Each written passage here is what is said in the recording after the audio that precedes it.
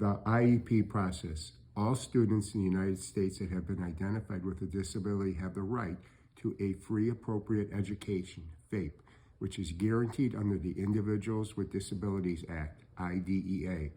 This means that schools must provide students with disabilities special education services at the public or school expense.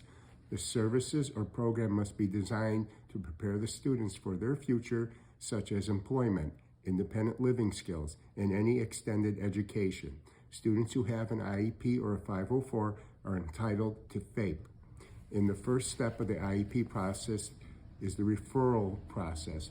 The referral or request can be made by a parent, classroom teacher, or any other school professional requesting a struggling student be evaluated for a possible disability.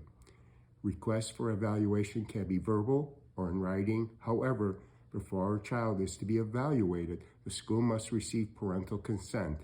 A meeting will be scheduled to discuss the process with the parents and the special education team.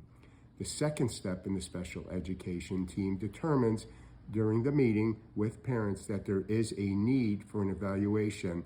Then they will ask for parental consent for the evaluation. The evaluation must be completed in a timely manner once parents agree. The child will be assessed in all areas related to the suspected disability. Step 3 is when special education team reviews the evaluation results to determine if the student has a disability as outlined by IDEA. Step 4 is the eligibility determination process. If the special education team identifies a student as having a disability, then they have 30 days to meet and begin writing an IEP for the student.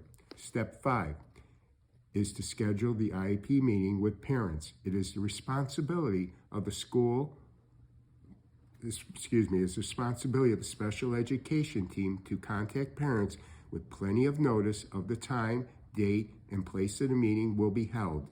A notice of conference will be sent home outlining the purpose, time, and location of the meeting, along with who will be attending the meeting.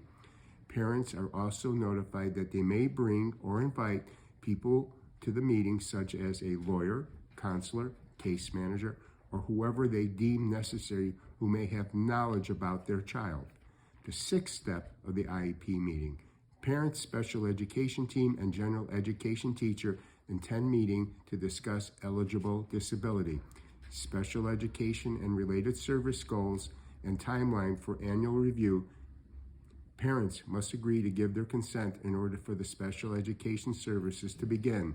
Some IEPs state that parents can wait 10 days for the service to begin, or they could sign at the meeting to waive the 10 days and services to begin immediately the very next day.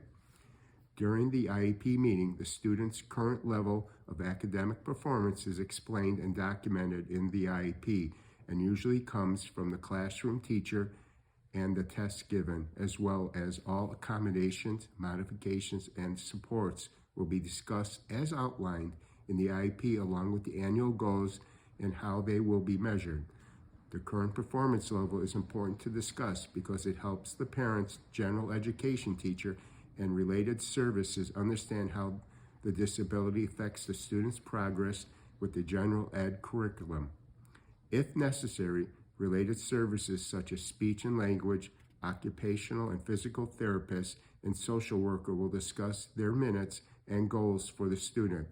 If deemed necessary based on the student's needs, transportation services and extended school day, ESY, will also be discussed and outlined in the IEP. In addition, the IEP will outline percentage of time in special education classes and general education classes. The student should always be placed in the least restrictive environment, LRE. This means that the student with disability should be with the general education peers as much as possible, such as lunch, recess, school activities, and regular classes.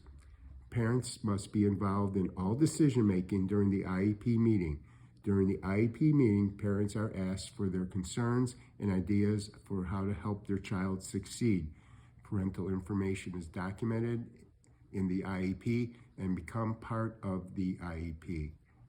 If parents do not agree with the IEP and or placement, they need to discuss this with the special education team to resolve any disagreements.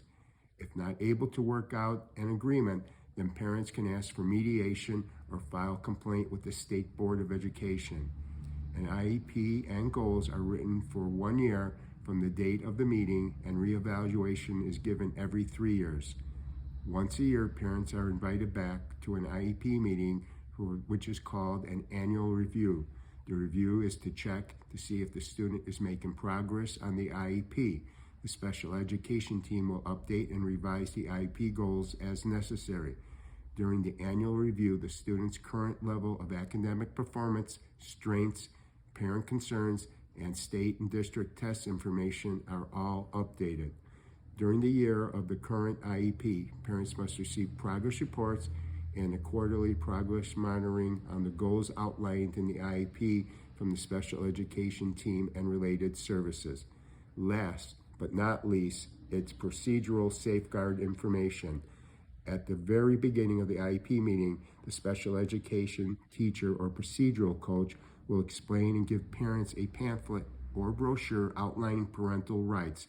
The procedural safeguards include the rights of the student with disabilities and their parents to participate in all meetings, ability to check and access educational records, and able to attain an independent educational evaluation, IEE, of their child if they do not agree with the initial evaluation.